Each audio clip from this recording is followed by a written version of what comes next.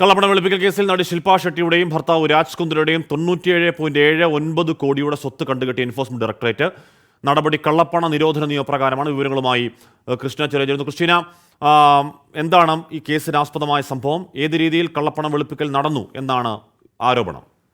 ഹാഷ്മി, ഏകദേശം 1 മണിക്കൂർ മുമ്പാണ് മുംബൈ എൻഫോഴ്സ്മെന്റ് ഡയറക്ടറേറ്റിന്റെ ഒരു എക്സ് പോസ്റ്റ് വരുന്നത്. അതിലാണ് ഈ 97.79 കോടിയുടെ സ്വത്ത്, അത് ശില്പ ഷെട്ടിയുടെ ജൂഹുവിലുള്ള ഫ്ളാറ്റ്, പൂനെയിലുള്ള രാജ് കുന്ദ്രയുടെ, ശില്പ ഷെട്ടിയുടെ ഭർത്താവ് രാജ് കുന്ദ്രയുടെ ബംഗ്ലാവ്, അദ്ദേഹത്തിന്റെ ഓഹരികൾ അടക്കം കണ്ടുകെട്ടി എന്ന വാർത്ത വരുന്നത്.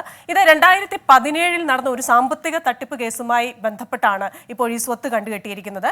2017 നിരവധി പേരിൽ നിന്ന് ബിറ്റ്കോയിനായി 6600 കോടിയുടെ സ്വത്ത് ശേഖരിച്ചു എന്നാണ് ഇവർക്കെതിരെയുള്ള കേസ്.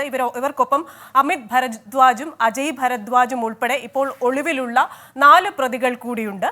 ഈ കേസിൽ 10% മാസ വരുമാനം നൽകാമെന്ന് പറഞ്ഞാണ് നിക്ഷേപകരിൽ നിന്ന് 6600 കോടി കണ്ടെത്തിയത്. എന്നാൽ ഇവർ ബിറ്റ്കോയിൻ മൈനിങ്ങിലൂടെ പണം ശേഖരിച്ചെങ്കിലും ഇതിൽ ഒരു റിട്ടേൺ പോലും ഈ നിക്ഷേപകർക്ക് ലഭിച്ചില്ല. 285 ബിറ്റ്കോയിനുകളാണ് ഈ നിക്ഷേപത്തിലൂടെ രാജ് കുന്ദ്ര നേടിയിരിക്കുന്നത്. പക്ഷേ ഇതിനിപ്പോൾ ഉള്ള മൂല്യമെന്ന് പറയുന്നത് 150 കോടി രൂപയാണ്. ഈ 150 കോടി രൂപയിലോ മറ്റ് നിക്ഷേപകർ ശേഖരിച്ച പൈസയിലോ ഒരു പൈസ പോലും നിക്ഷേപകർക്ക് ലഭിച്ചില്ല എന്നാണ് ED രജിസ്റ്റർ ചെയ്ത കേസിൽ പറഞ്ഞിരിക്കുന്നത്. താൽക്കാലികമായാണ് സ്വത്ത് കണ്ടുകെട്ടിയിരിക്കുന്നത്, പ്രൊവിഷണലി അറ്റാച്ച്ഡ് എന്നാണ് EDയുടെ പോസ്റ്റിൽ പറയുന്നത്. ഹാഷ്മി, രാജ് കുന്ദ്രയുടേതാണ് 100 കോടിക്ക് അടുത്ത് വരുന്ന, രാജ് കുന്ദ്രയുടെയും ശില്പ ഷെട്ടിയുടെയും 100 കോടിക്ക് അടുത്ത് വരുന്ന സ്വത്തുക്കളാണ് ED കണ്ടുകെട്ടിയത്.